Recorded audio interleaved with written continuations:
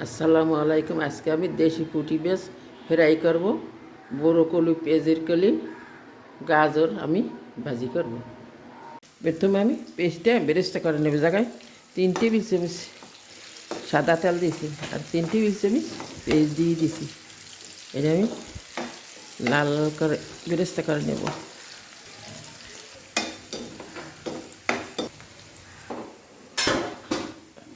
আমি মাছে 1 চামচ হলুদের গুঁড়ো দিয়ে দিলাম, 1 চামচ মরিচের গুঁড়ো, স্বাদ মতো লবণ দিয়ে মাছটা মেখে নেব।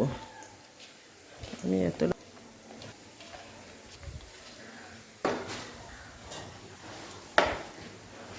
বেরেস্তাটা আমার ভাজা হয়ে গেছে, আমি বেরেস্তাটা তুলে নেব।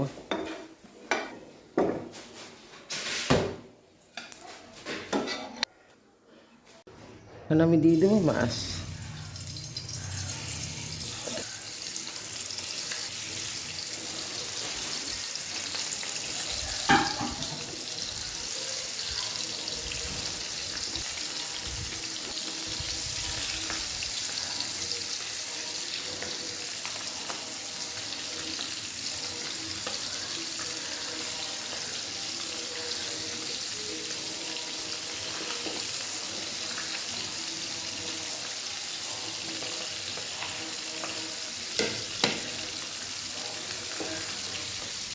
এক সাইডে আমি বরকলিটাও ভাজি করে নেব। এখানে কয়টা শুকনো মরিচ দিয়ে দিছি, তেল দিয়ে দিলাম 2 টেবিল চামচ, পেঁয়াজ কুচি দিয়ে দিলাম 2 টেবিল চামচ, রসুন কুচি 1 টেবিল চামচ।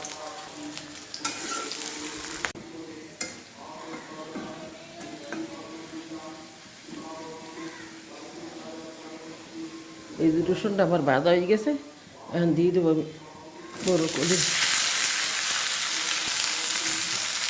এলাকা আমি কয়েকটা কাঁচামরিচ কেটে দিচ্ছি।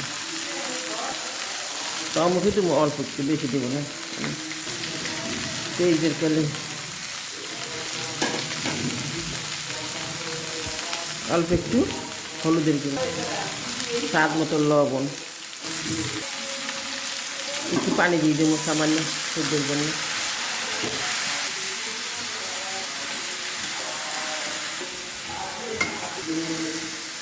এখন ঢাকনা দিয়ে আমি সেদ্ধের জন্য কিছুক্ষণের জন্য দেখে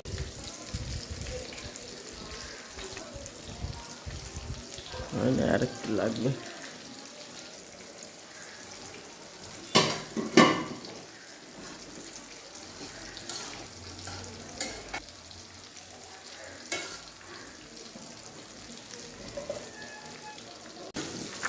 এখন ঘুরে না দিলে পাশে ঢাকই না ভালোভাবে।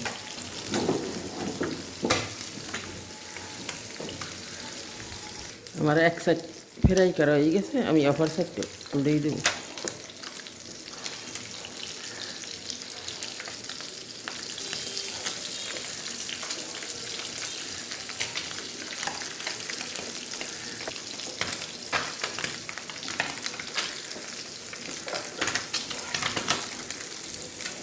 এইভাবে দেশি পুঁটি মাছ ফ্রাই করে খাইলে জিভে লেগে থাকার মতো একটা স্বাদ।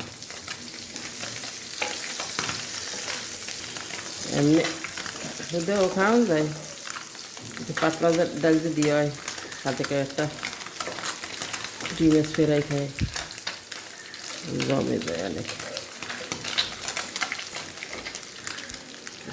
বাজিয়ে নেব।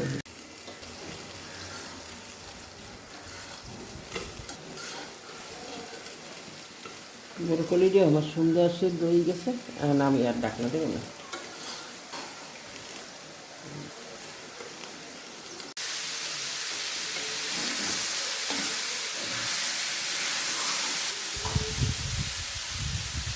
দিয়ে দেবো ধনিয়া পাতা,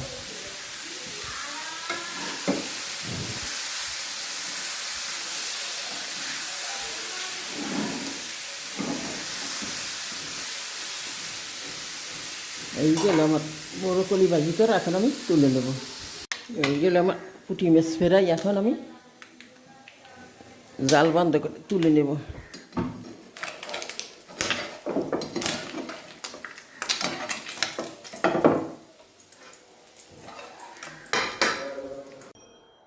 পুঁটি মাছ ফ্রাই, পুঁটি মাছ ফ্রাই, বরকলি ভাজি, জিভে লেগে থাকার মতো স্বাদ।